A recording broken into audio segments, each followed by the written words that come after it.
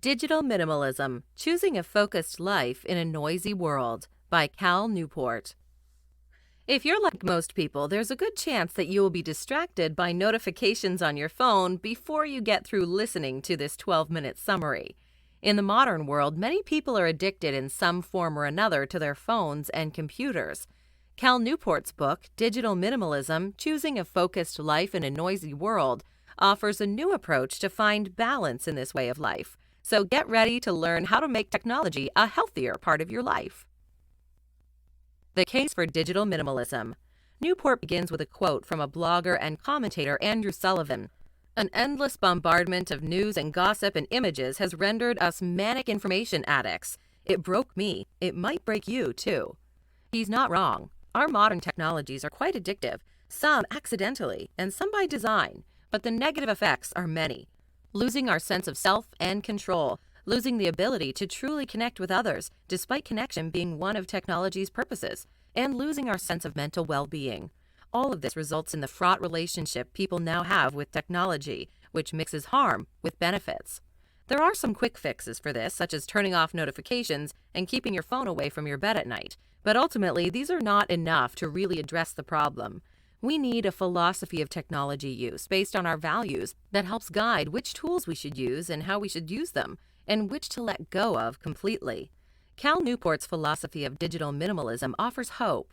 As he explains, less can be more to our relationship with digital tools. The idea of digital minimalism is based on older ideas from historical figures such as Thoreau and Aurelius, who advocated for the simplest life possible, but adapted to the technology age. Though it might seem counterintuitive, the key to thriving in our high-tech world is to spend much less time using technology. The idea is not to give up technology completely, of course, but to limit it strategically to focus on a small number of high-value activities. Newport's goal is to make the case for digital minimalism, explain what it involves and why it works, and then how to implement it into your digital life. The book is divided into two parts. First, Newport explores the philosophical underpinnings of digital minimalism, why people's digital lives are increasingly intolerable, and why his idea to change this is the best solution. Second, Newport offers suggestions to help cultivate a sustainable digital minimalism lifestyle, which includes things such as practicing solitude and high-quality leisure. Believe it or not, your life and relationships will actually improve by doing this. While our addiction to tech is certainly a very serious problem, that doesn't mean it can't be solved. We just need a philosophy that prioritizes long-term meaning over short-term satisfaction. Digital minimalism teaches us to do just that. The philosophy behind digital minimalism.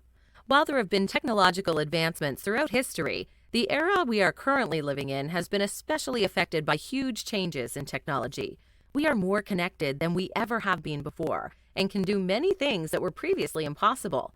The problem, however, is that many of the changes resulting from advancements such as Facebook and the iPhone were unexpected and unplanned. Few predicted that they would play as large a role in our lives as they do now, because it all happened so quickly. None of us signed up for this, but it's now our reality. This is not to deny the many benefits of these tools, but to rather acknowledge that many of us don't feel in control in using them. This all may seem accidental to us, but the truth is that we were pushed into this situation by the high-end device companies and attention economy conglomerates who saw a huge money-making opportunity in this new world. The dark truth about these technologies is that we are addicted to them, to some extent. Newport uses examples of two experts to illustrate this. Tristan Harris, a whistleblower who formerly worked at Google, exposed that the company uses carefully engineered design features to make us compulsively check our accounts. As he puts it, it's like having a slot machine in our pockets. Adam Alter, a marketing professor at NYU, similarly discovered that the biggest factor that shapes our lives today is the use of our screens, which led to the idea that we have an addiction to them. This digital addiction may not be the same as an addiction to cigarettes or alcohol, but it does have rewarding effects that can cause similar compulsive behavior despite detrimental consequences. Having our phones constantly available drives us to keep checking them more and more often, to the point where we don't want to or can't do anything else. The two main forces driving this compulsive behavior are intermittent positive reinforcement and the drive for social approval. Think of when you post something on Facebook or Instagram hoping for likes, or consider how often you've gone down the proverbial rabbit hole of links or videos on a certain topic when you realize how much time you've wasted. Tech companies understand these behaviors and intentionally design their apps and sites to encourage it. For example, Facebook has a red notification symbol to stand out on your home screen. These tools didn't have to be designed this way, but they were, in order to keep your eyes glued to screens. Getting likes means you're getting attention, and people are thinking about you.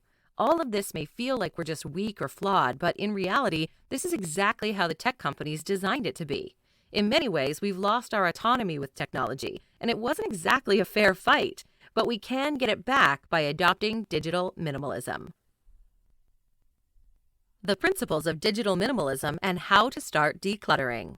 Adopting a practice of digital minimalism is more than just disabling a few notifications on your phone. It is a philosophy of technology use in which you focus your online time on a small number of carefully selected and optimized activities that strongly support things you value, and then happily miss out on everything else. There are 3 principles to this philosophy. The first is clutter is costly. Newport illustrates this with the example of Thoreau, who calculated the cumulative cost of items that we don't really need, which, not surprisingly, can be very high. This can outweigh the small benefits each individual piece of clutter promises. The second principle is optimization is important, which refers to how we can make our tech tools work best for us in a carefully considered way. The third principle, intentionality is satisfying, is demonstrated by the Amish and Mennonite communities who reject modern technologies, allowing them to live their lives more consciously, which in turn gives their lives more meaning. All of this suggests that being more selective in the tools we use will make us happier in the long run, instead of worrying about what we may be missing out on. Less is truly more. These are not easy to do, of course, but can be learned by starting a process of digital decluttering. In a digital declutter, you will take a 30-day break from your optional tech tools, and you will use this time to explore and rediscover activities and behaviors that you find satisfying and meaningful.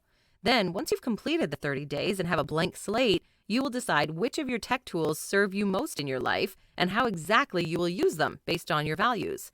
Think of this as a reset or like decluttering your home. It's not a detox, however, where you would just take a break and then continue as before. Newport bases his suggestions on his own experiments with people willing to try out a digital declutter for themselves. He concluded that the process does work but can be tricky, so you need to keep a few guidelines in mind.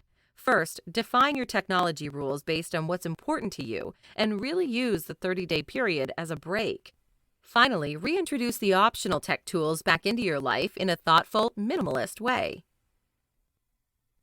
Practices for digital minimalism. There are various ways to cultivate a practice of digital minimalism in your life. The first is by practicing solitude, spending time alone. Abraham Lincoln did this during the Civil War to give him the peace and quiet to figure out how to proceed during a chaotic period. Not having any solitude is more and more common in our modern era, since we can simply pick up our phone and be connected to others.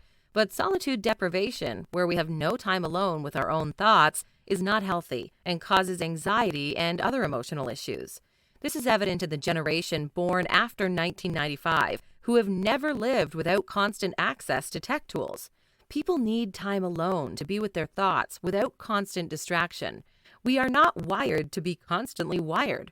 You can practice solitude by leaving your phone at home sometimes, by taking long walks, and by writing letters to yourself. All of these tips help your brain actually process your thoughts instead of constantly being bombarded with new notifications. The second way to practice digital minimalism is to ignore the like button.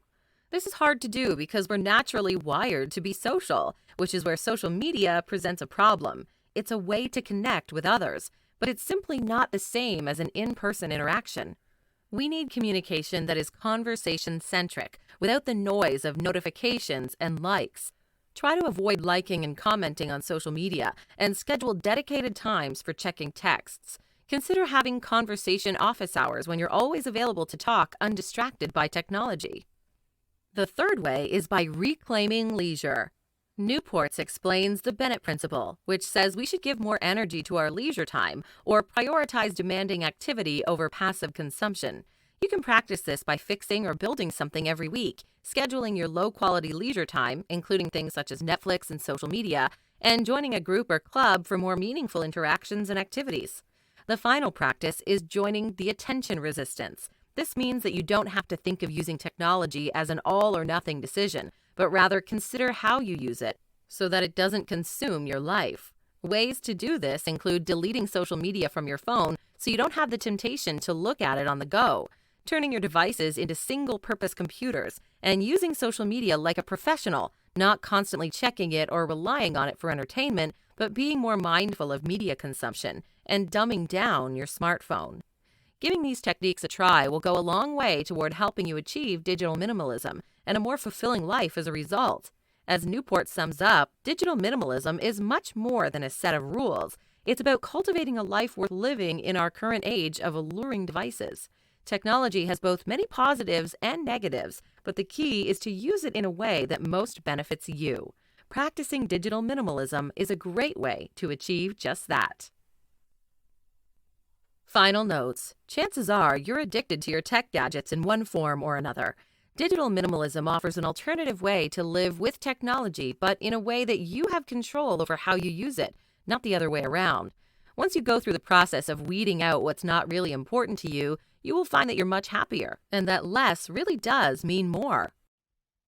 Hi, I'm Rhonda, and this is an exclusive audiobook video recorded for the Audiobook Master Channel.